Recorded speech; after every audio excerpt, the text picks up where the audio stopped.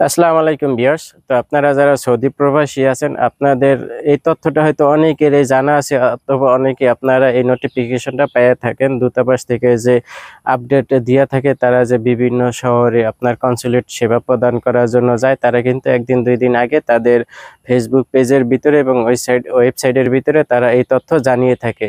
অনেকে হয়তো জানেন, অনেকে হয়তো জানেন না। তো যারা না জানেন তাদের জন্য আমি আজকে জানাবো যে আগামী 5টা শিডিউল আছে এই আগস্ট মাসের ভিতরে।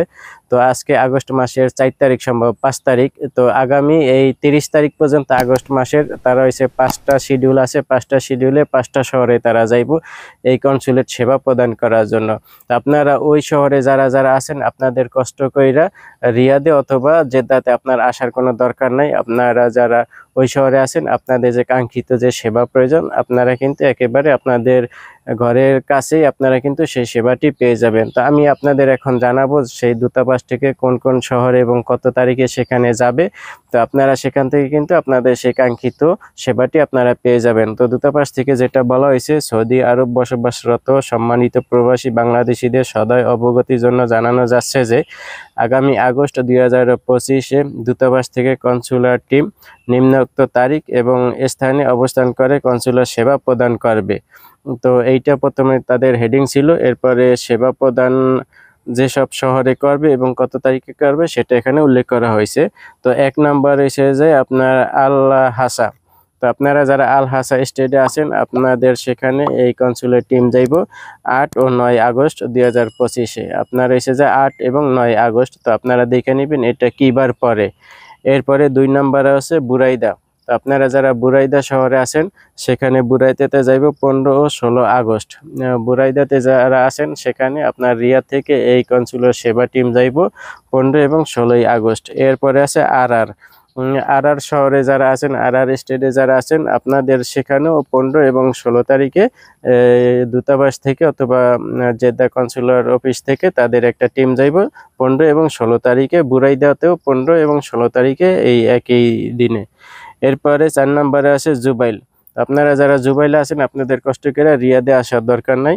তো আপনার জুবাইলে আপনার এসে যায় এই দূতাবাস থেকে, রিয়াদের দূতাবাস থেকে সেখানে একটা টিম যাইব 22 ও 23 আগস্ট। 22 তারিখ এবং 23 তারিখে সেখানে জুবাইলে একটি দূতাবাসে টিম থাকবো। আপনার রিয়াদের আন্ডারে কিন্তু জুবাইল পড়ছে।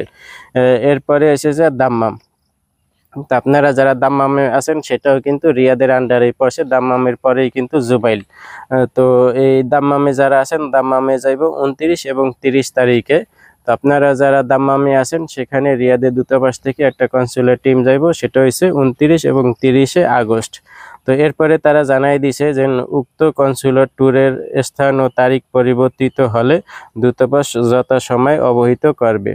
তো এই যে যেই কটা তারিখ আমি বলে দিলাম 5টা শহরে আপনার এক এক মানে 2 দিন করে সেবা প্রদান করা হইব, পাশাপাশি 2 দিন 8, 9, 15, 16, 15, 16, 22, 23, 29, 30 এরকম 2 দিন করে সেবা প্রদান করা হইব এক একটা শহরে। তো এই তারিখগুলো এবং এই সেবা প্রদান করার যে স্থান শহরগুলো আছে সেগুলো যদি পরিবর্তন হয় তাইলে দূতাবাস আপনাদের পূর্বে সেটা জানাই দিব। তো আপনারা যারা এই কনসুলার অফিস জেদ্দা এবং রিয়াদ দূতাবাসে যারা ফেসবুক পেজ ফলো করেনি আপনারা যদি ফলো করে রাখেন তাহলে এরকম নিত্য নতুন আপডেট পেয়ে যাবেন।